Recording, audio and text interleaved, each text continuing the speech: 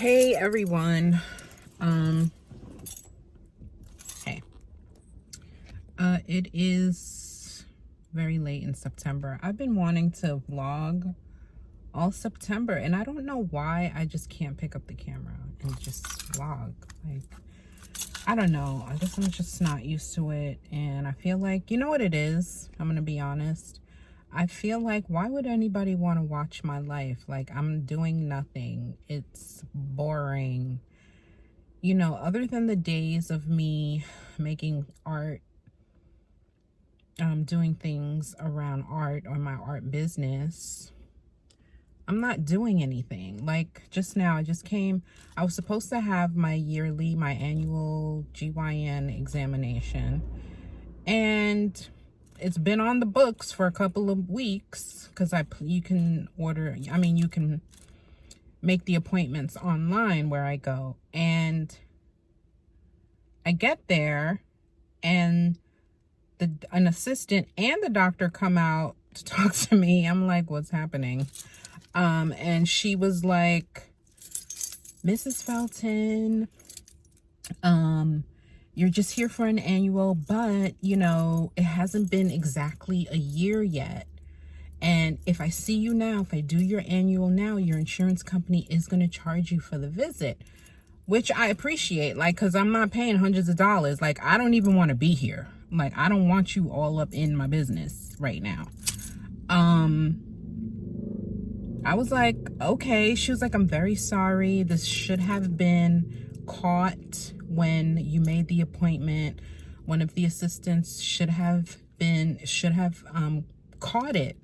And so the assistant that was with her, she was like nodding, like, yeah, you know, apologetically, very sorry.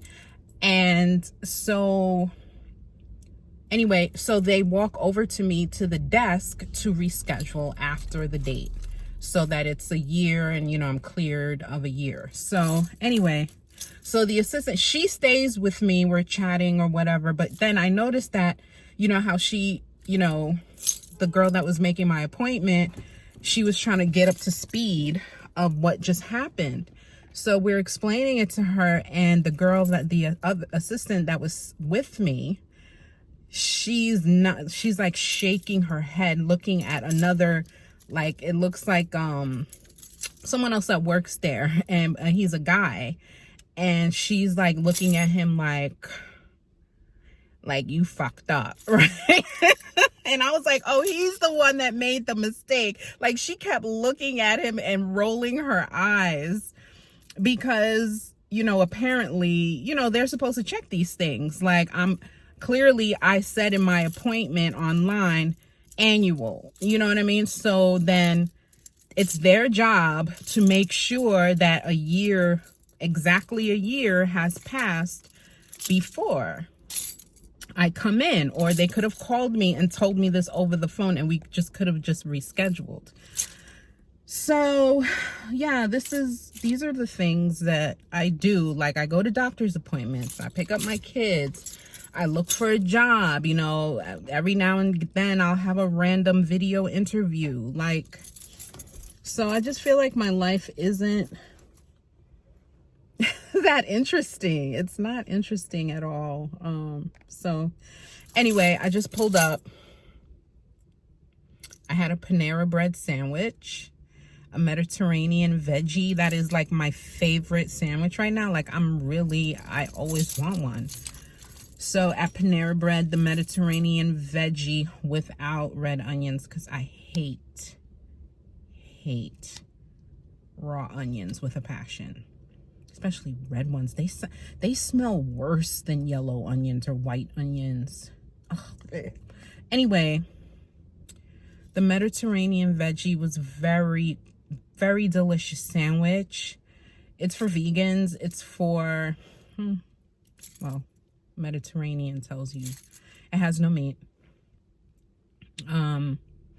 It's a sandwich with, you know, lettuce, tomato, cucumber, feta cheese. Did I say cucumber? It's all vegetable sandwich. Oh, like red peppers, What else? Hummus. And yeah, that's it. I just get it without red onions and on ciabatta bread instead of the rye, the other like whack ass bread that they usually put it on. No, give me some ciabatta. Give me some real bread. Like, give me some tasty bread, okay? I don't want anything with crust. Anyway, so I just pulled up to my building and I'm about to go upstairs in about an hour. I gotta pick up my kids and that's it. See you later.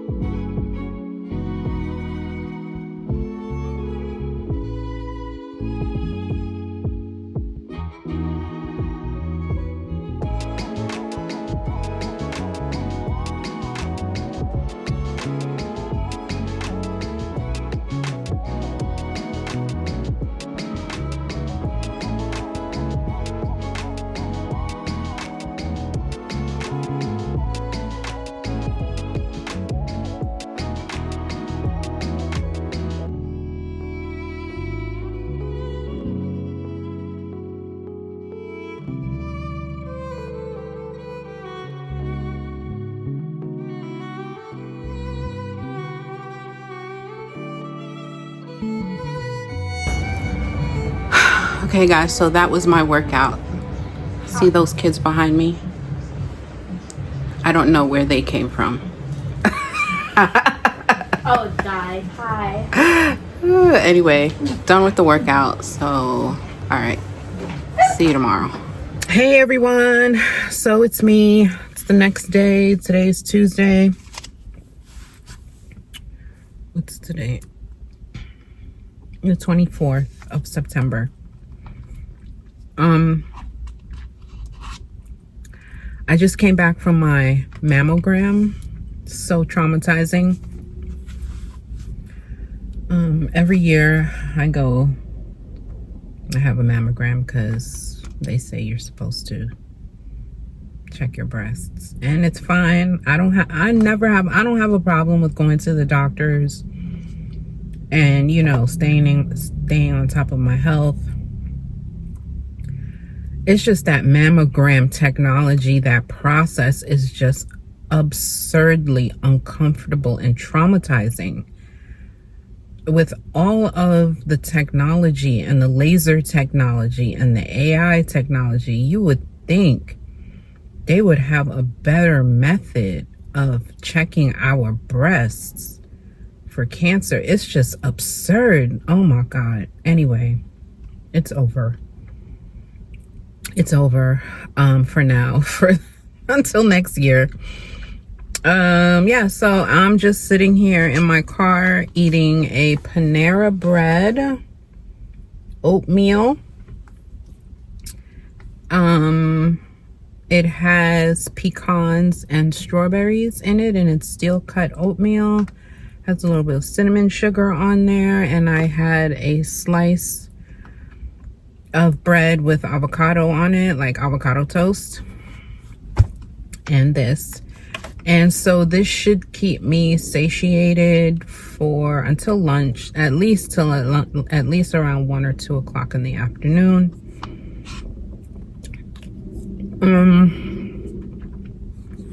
You know, trying to lose weight. And in, you know, the process of me staying on top of my health, I am having a procedure done I have a hernia.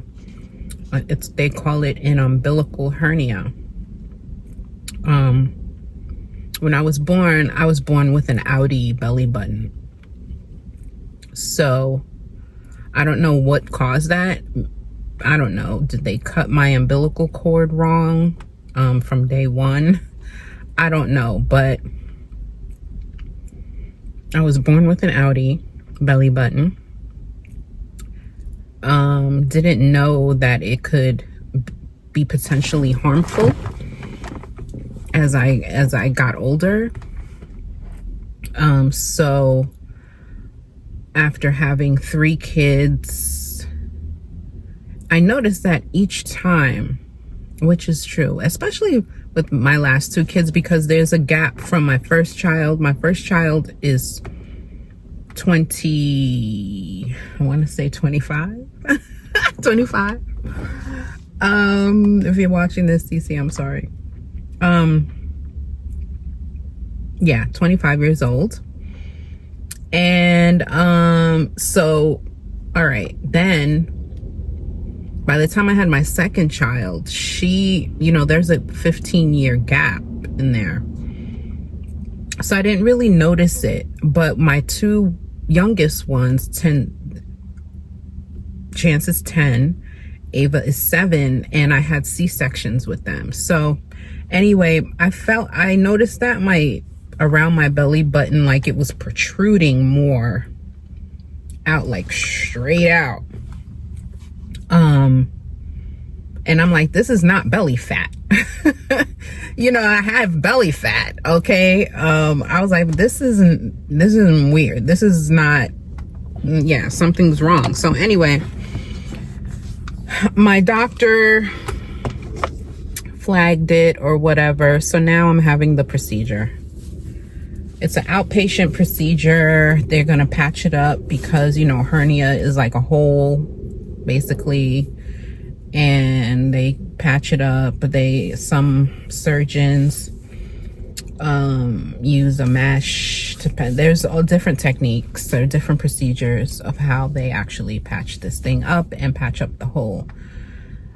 So, you know, if I don't have this procedure, it can potentially be a big deal, because other organs can get caught up in this hole, like mainly my intestines. And you don't want that to happen, because then, you know, it's a lot of pain and you're gonna have to have surgery anyway, and that's more dramatic and more life-threatening than just being proactive and closing the hole before it causes any problems, because it's pretty big.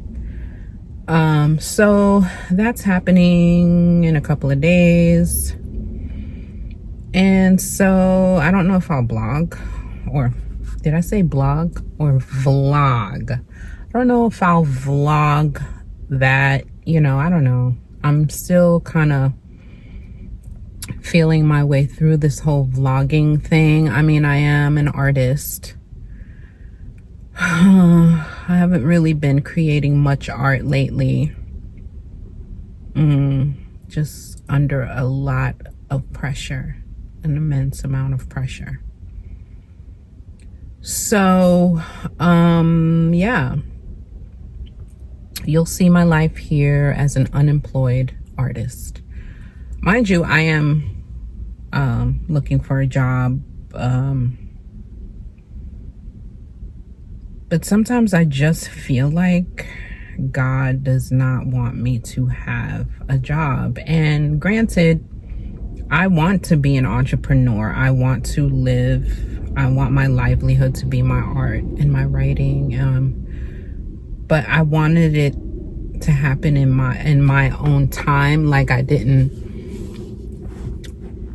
you know, I wanted to quit my job when I was ready, when I had, you know, when I was ready, but anyway, I lost my job. I got laid off in 2022, the end of 2022, and I've been looking for work ever since, in that field, in the particular field that I was working in the editorial space, in the publishing space. I'm an editor. So, which was not very creative at all. But my plan was to work my corporate job until I was ready to quit, until I made some money with my art, until I made some money with my monetization, you know, until I was ready. And it's like,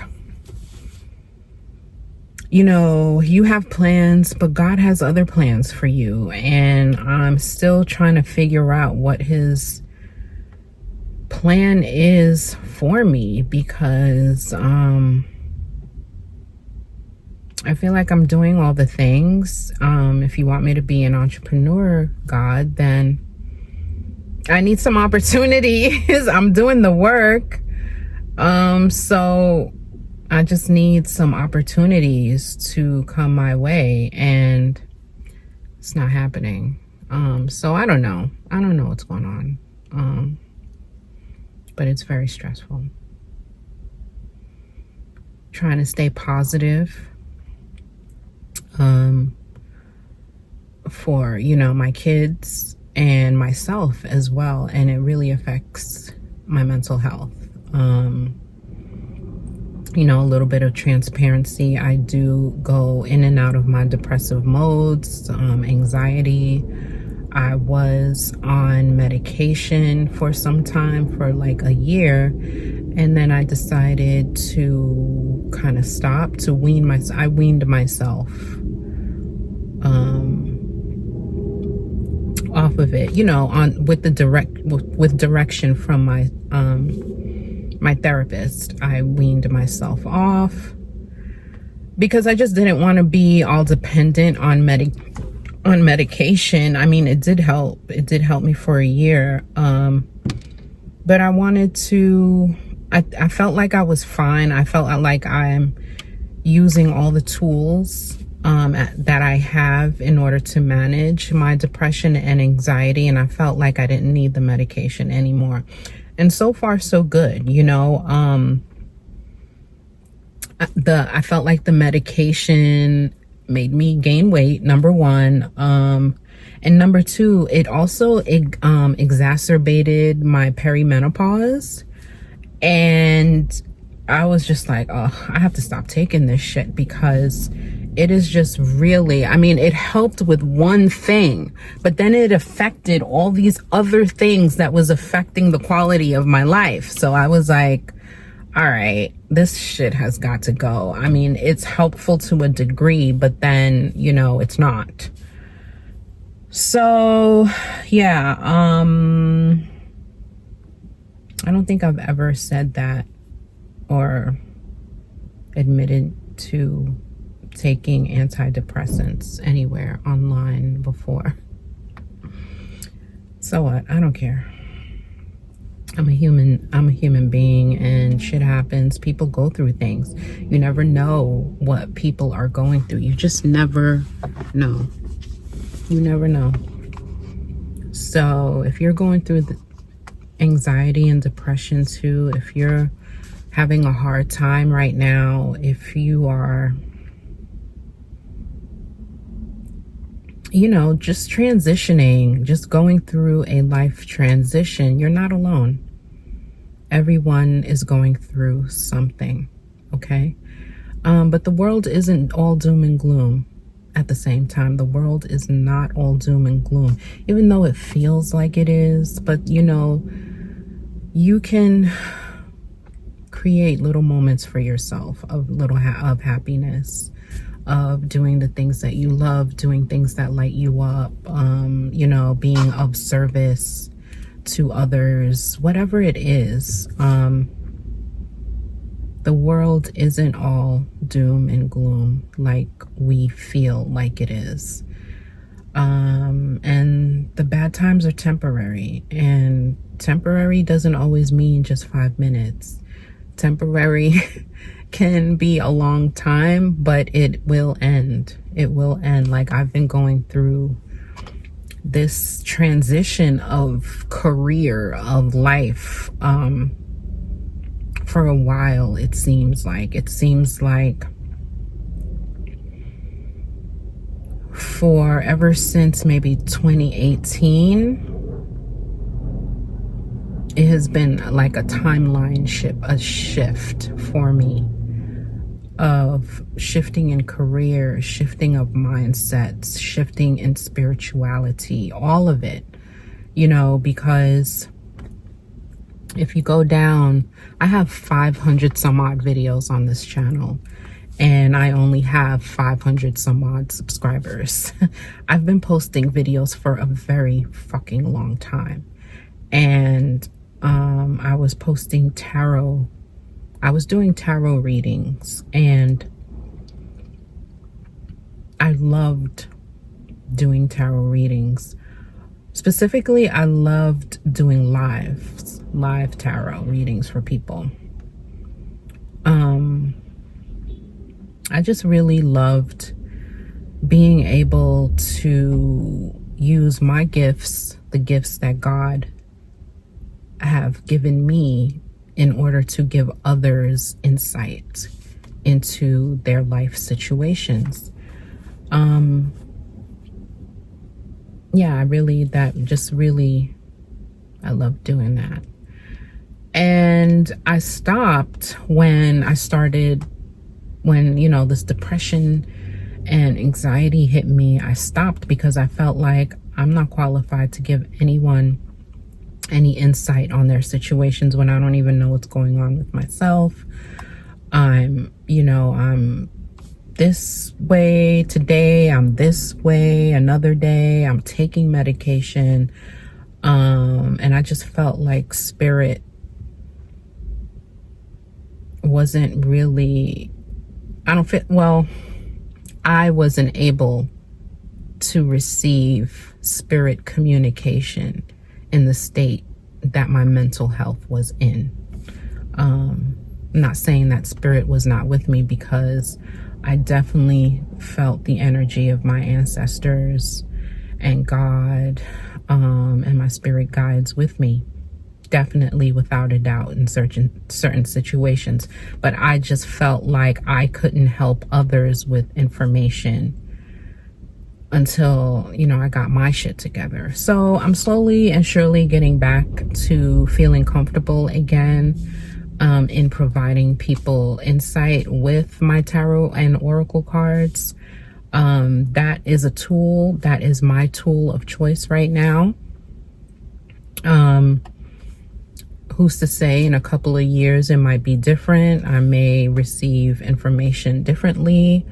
I was also doing Reiki. I'm a Reiki master, Reiki practitioner, and sound healing. And I was doing all of those things. And I remember opening up a yoga and Reiki studio and sound someplace where I'm not yoga certified. So obviously I would have to hire a yoga teacher or whatever. But I wanted to open up like a type of wellness type of place. I really wanted that, and I had the name, and I still have the name. I still have the business registered and everything. It's just, I feel like I got ahead of myself in doing those things. I felt like, I don't know. But anyway, that is me. That is my story. So if you go back to some of my old videos, you'll see my podcast on here, video podcast, and you'll see readings and sound healings and all of that stuff. And I don't know why I'm telling you guys all of this. But I'm not necessarily leaving those things behind. When I started really focusing on art gave me something to really focus on, because I felt like with the tarot and my healing business, I'll just say, I kind of set that aside because of what I was going through mentally. So art really allowed me to focus on something, and I have so much energy. I really need to have something to do not at all times, but most times, because I have a lot of energy that needs to be spent, and art provided that for me. And I learned so much from other artists and illustrators on the internet, in the Patreon community, in the Substack community, on YouTube.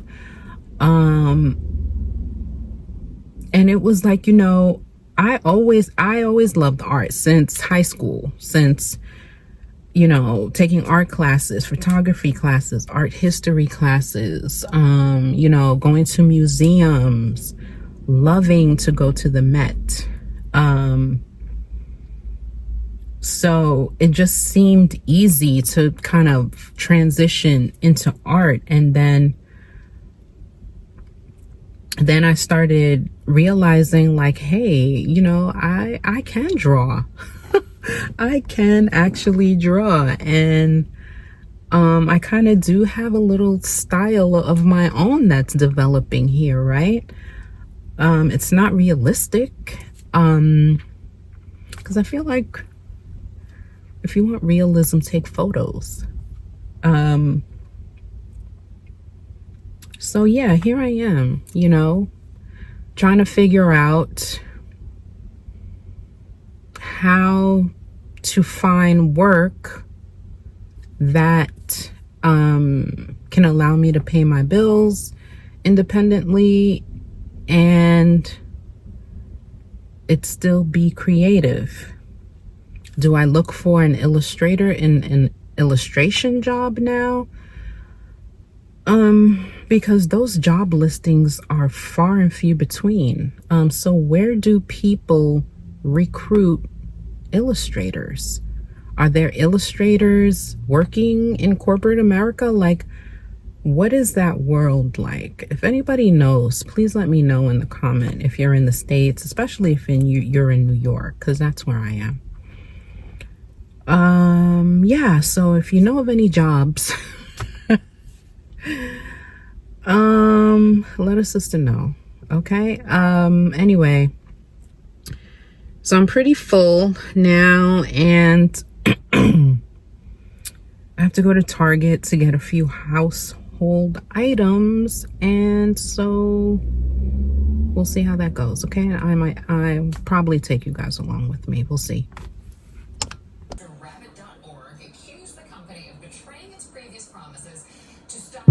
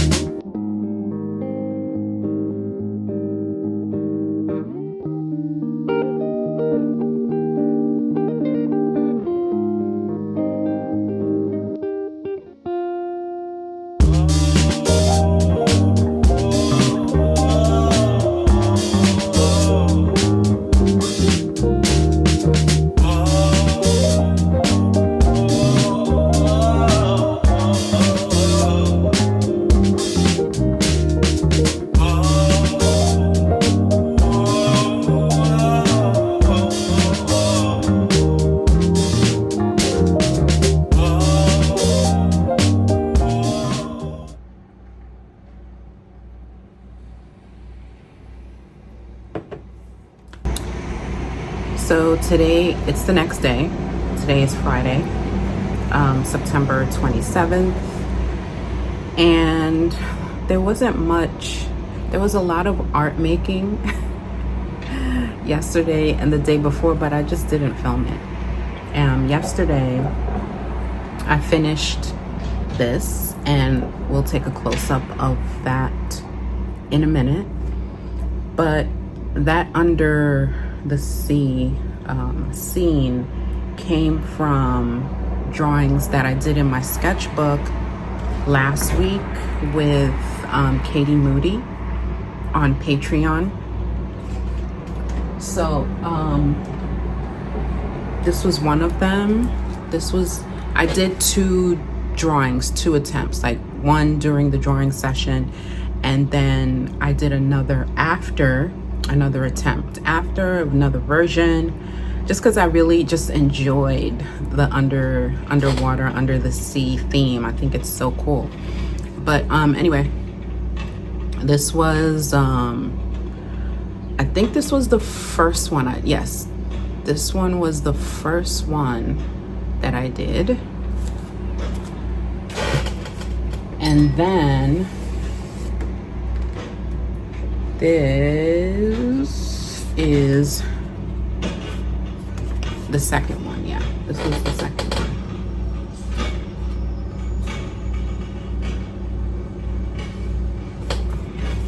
So I liked the way both of them came out. I was pretty happy. You know, with drawing, there's gonna be, some little flubs here and there, some mistakes or whatever, but for the most part, I like it. I'm not a realistic drawer. I'm not a realistic illustrator, so yeah, perspective and all that other crap doesn't really matter to me.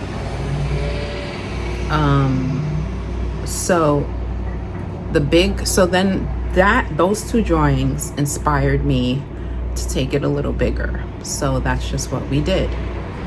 And I'll give you guys a closer look at the illustration, or do I call it a painting? I don't know. Because yeah, let's just take a look. Okay, so here we are. I'm using my phone to do this because my camera is over my desk right now, and I really don't feel like taking it down. Okay, so here we are, and I just really got into the details of stuff, like the octopus, like the little pucker things. I think that's so cute. On their tentacles. This fish is funny. And the little starfish there. Those fish traveling. And we have a little seagull here. Turtle, the little island there. And I didn't want to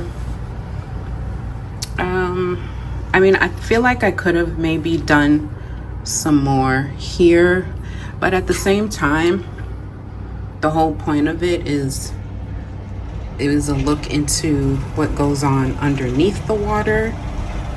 So I didn't want to overwork it. Less is more sometimes, and that's why I kept the drawings of the turtle and the bird like with black pencil. And this is clear as to what this is. This is an island. So I just wanted to not overwork it.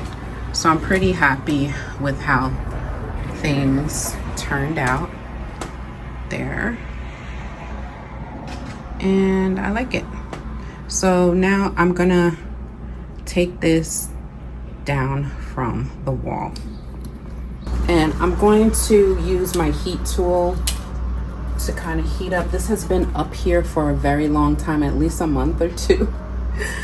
And so I'm going to use the heat tool to take the tape off because I don't want the paper to rip.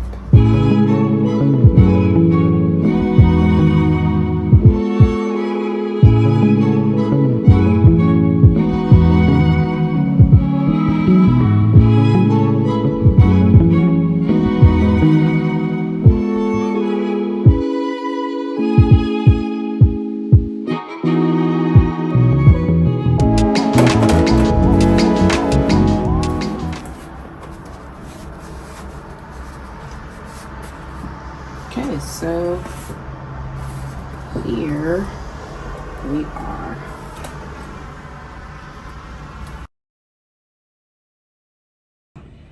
So, also in my art making for this week, I've I've always loved landscapes. So, but this, for some reason, I've never really dug in.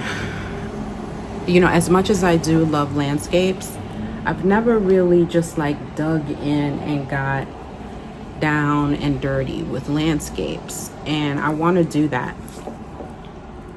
And I like abstract landscapes, to be clear. I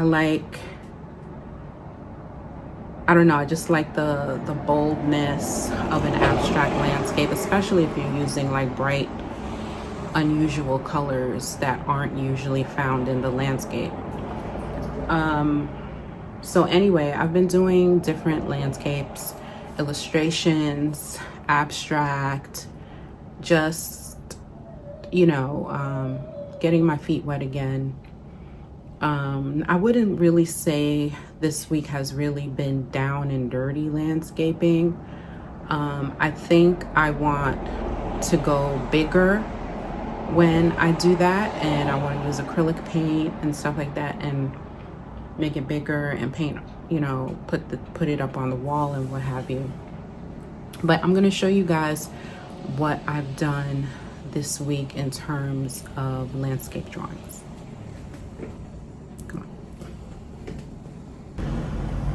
First, I want to show you guys this one because it's out and it's right behind me. This is done on a drawing pad.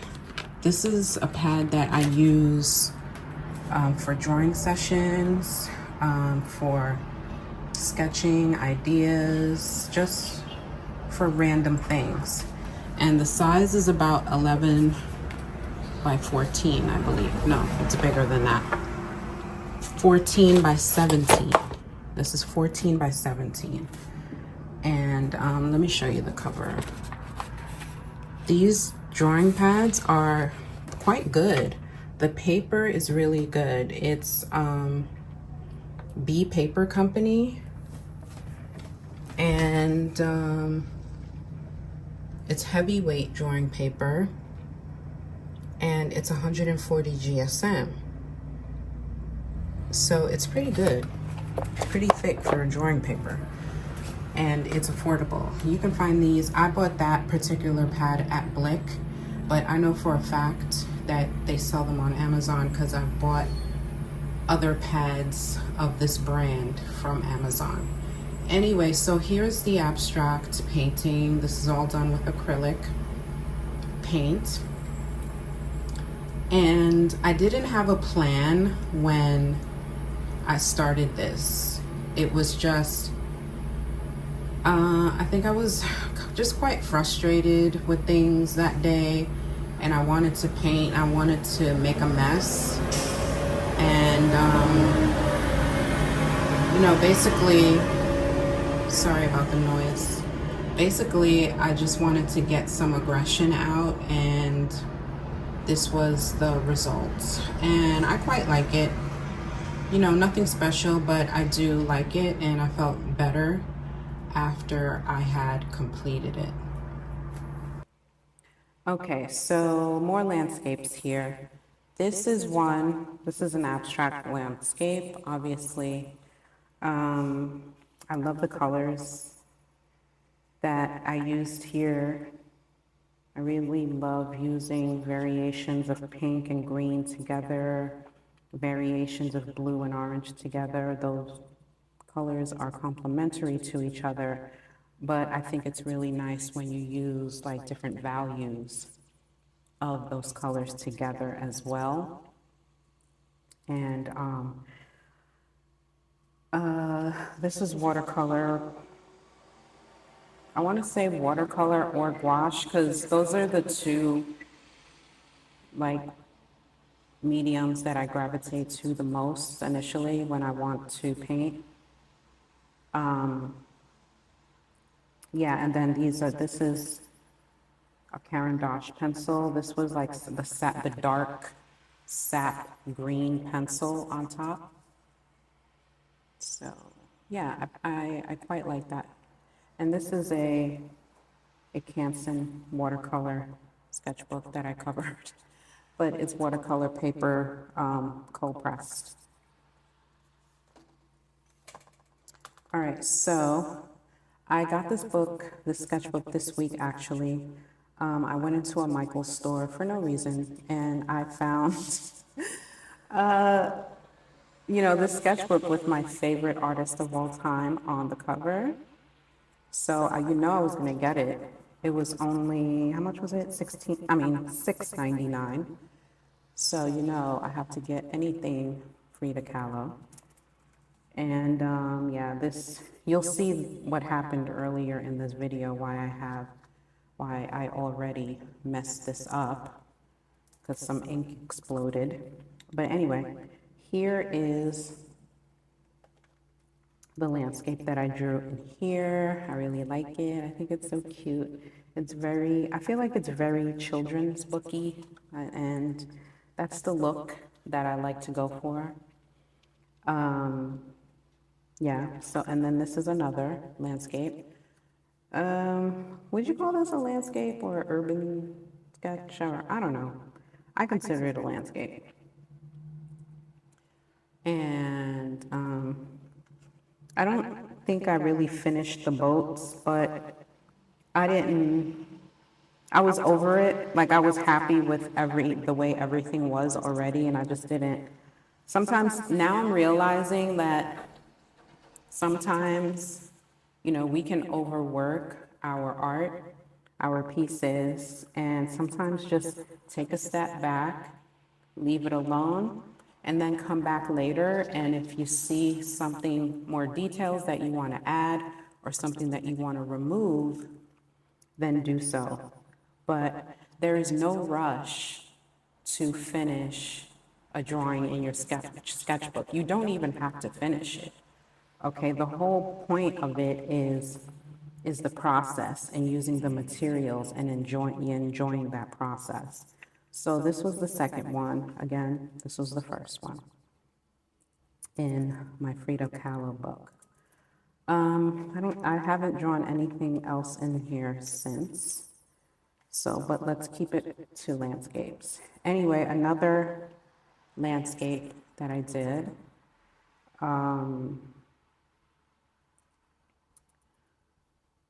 What kind of book is this? This is definitely watercolor paper. This is, oh yeah, Strathmore. This is the Strathmore watercolor sketchbook. And the pages, and what I recently noticed, and I've had this book for at least a year, is that this spread is smooth and then this spread is textured. So it's alternating smooth and then textured. Isn't that cool? I love that. I have a book like that does that, a Canson watercolor book, which I didn't notice that either until recently. So anyway, Opera Rose is a must for me. Aubergine is a must. I just love me some aubergine and I love me some Opera Rose. I like this. I like this. I was holding back because I wanted to do more over here, but I just didn't know what. So that was one of those moments where I decided to just leave it alone and potentially come back to it when I want to and add more. Like I was saying before, you don't always have to finish a sketch in your sketchbook. It's your book. I mean, unless you're sharing it, you know, you plan on you plan on sharing it, you don't have to finish. And you can always go back. So that's it for the landscapes in sketchbooks. So yesterday, after I finished the Under the Sea project that I was working on, I went back to landscapes. And I decided to take it out of the sketchbook and onto some paper, some watercolor paper here. I've had this for such a long time, and I decided to pull it out and actually use the paper.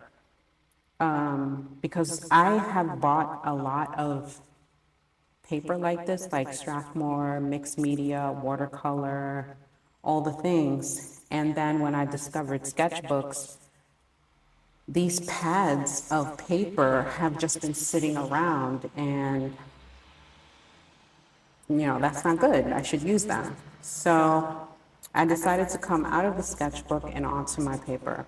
So this is one landscape that I created with the Derwent Inktense blocks. Yes, so I really like it. I like it a lot. And I want it to be minimal. You know what I mean? The one thing with abstract and with art, like I said, we always tend to overwork, and I know I do. But I want to not do that anymore. I want to take my time, be minimal, and if necessary, go back. This is something else, another abstract landscape.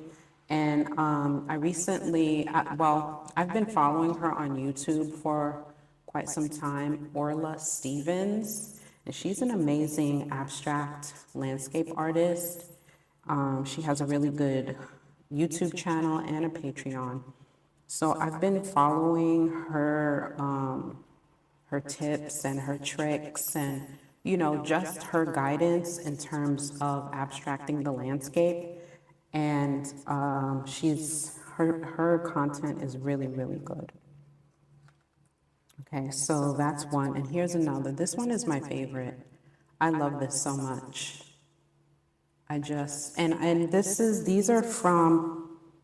These are not from any references. This is just like off the top of my head. But just playing around. This is all Inktense blocks as well. Oh, let me go back to this. This was acrylic inks, actually. These two, I had cut the paper in half because I wanted to go a little smaller, but I still wanted to use the paper. So I just cut the paper in half. I'll get to that one in a moment. Acrylic inks, Liquitex acrylic inks, and De Leroni. This is indigo. This one is quinacridone magenta, yellow orange azo, yellow oxide. I just love how all of these have blended in together. I really like this one. This is a keeper for sure. And this one, getting back to this one, with the Inktense blocks ones, I didn't activate every single inch of it because I liked the texture that the blocks were making on this cold press textured paper. You can see the texture right there. And I believe the other side is a little smoother. Yes, so I like the texture, the tooth that, the material gets caught up in the tooth of the paper. I really like that look. So that is that. This was a bit of a fail, but I decided to keep it anyway because I feel like I could use this for collaging. I already have an idea of what I want to do in terms of putting collage on top of this, but this was all the indigo color ink, and then red oxide, and then I had put on some white, and I was like using paper towel to kind of like dab it because I had put way too much ink. Now, and I used like a credit card, this card like this, to move things around. But yeah, this didn't come out the way I had wanted to, but I'm gonna use that for collage. So you'll probably see that again sometime coming up. Yeah, so guys, that is the end of this vlog. And so I think I've shown you the art. You went a couple of places with me, I think. I don't know. I haven't edited all the footage. I haven't edited the footage yet, so that's why I'm ending it today, so I can post this on Sunday. So anyway, that's the end of this vlog. I want to thank you for watching and welcome to all my new subscribers. The subscriber numbers are going up, which makes me happy. And yeah, that's it. Hey, what am I talking about? No, that's not it. My website. Go check out my website, okay? That information is in the description box, MartineFelton.com. I have art for sale on my website, and I think you guys will love it. Also my Substack. Please join my Substack, Sketchbook Shenanigans. I'm gonna start putting up more video content up there, Substack exclusive content. So if you become a paid member, you get an art print delivered to you every month. And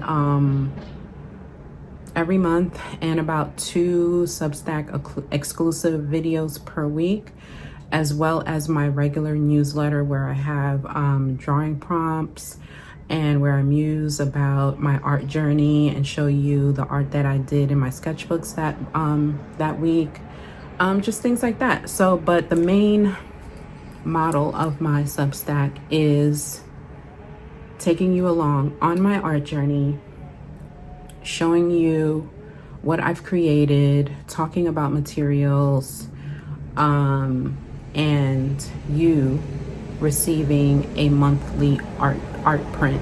And it's all for $10 a month, so you can't beat that with a bat. I want to start doing drawing sessions, although I'm a little apprehensive because I'm not sure if people will attend. So yeah, so that's still swirling around in my head. But I really want to host drawing sessions for Substack, and not necessarily make it a member thing right away, but I just, you know, I like to draw with people, and I like to chit chat and stuff like that. So we'll see what happens. But again, thank you for watching. Thank you for coming to my channel, taking the time to watch my videos and subscribe, comment, let me know what you thought of the landscapes, stuff that I just showed you guys. Let me know if you're working on anything fun and exciting, and I'll see you guys in the next vlog, okay? Take care. Bye.